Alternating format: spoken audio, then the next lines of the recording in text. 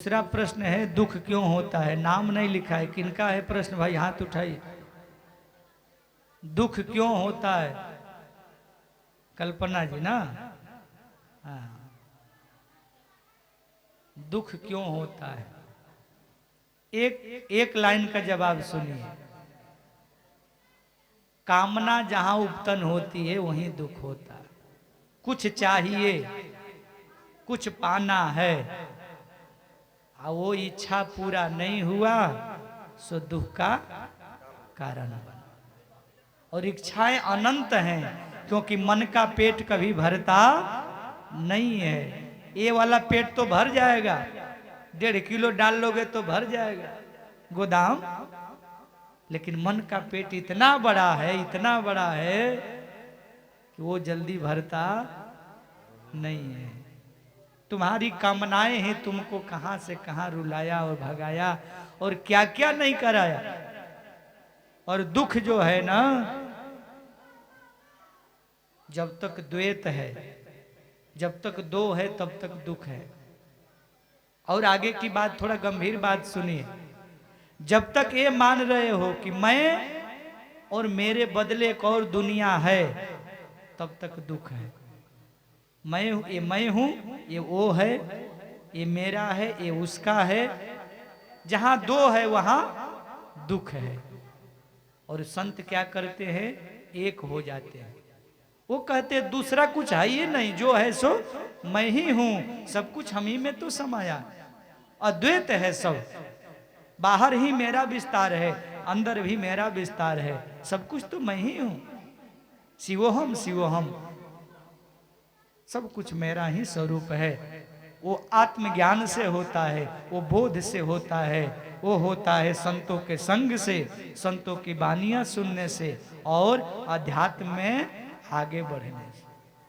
वो एक दिन में नहीं होगा, क्योंकि बीच में अहंकार है, बीच में काम क्रोध मद मोह लोभ और वृत्तियां हैं। और जब तक ये वृत्तियां बीच में रहेंगी तब तक असली दुख का कभी भी नाश नहीं हो। दुख का नाश करने के लिए आत्मज्ञान, उसके लिए है सबसे सरल और सुगम साधन। ऋषियों को कभी आपके सुख से प्रॉब्लम नहीं है कि आप भाई सुख मत भोगो, लेकिन ऋषि लोग कहते हैं कि जिस सुख के पीछे भाग रहे हो ना, नकली सुख है। इसीलिए मना करते हैं कि मत दौड़ो, मत परेशान रहो। जहां तुम दौड़ रहे हो ना, फालतू जगह दौड़ रहे हो। आपके छोटा सुख से उनको कह रहे हैं कि क्या पड़े हो, कहाँ हीरा है और कहाँ कांच का टुकड़ा है। तुम कांच के टुकड़ा में पड़े हो और तुम्हारा इसी शरीर में हीरा है, तुम्हारा इसी शरीर में ज्ञान का समुद्र है, अमृत का बूंद है, और हजारों हजारों सुख तुम्हारे भीतर भरा है।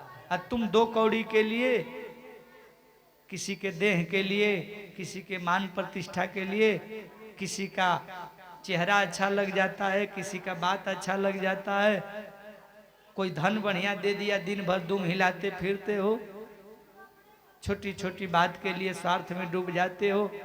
कहाँ विराट हो तुम, कहाँ विशाल हो तुम, और कितना छोटा बन जाते हो, केवल लालच के कारण, केवल मोह के कारण, केवल अज्ञानता के कारण। और अज्ञानता दूर होगा संत सदगुरु का शरण पकड़ने से, ज्ञान रूपी दीपक को जलाने से। और ज्ञान का दीपक जगता है संत का संग से, साधु के संग से।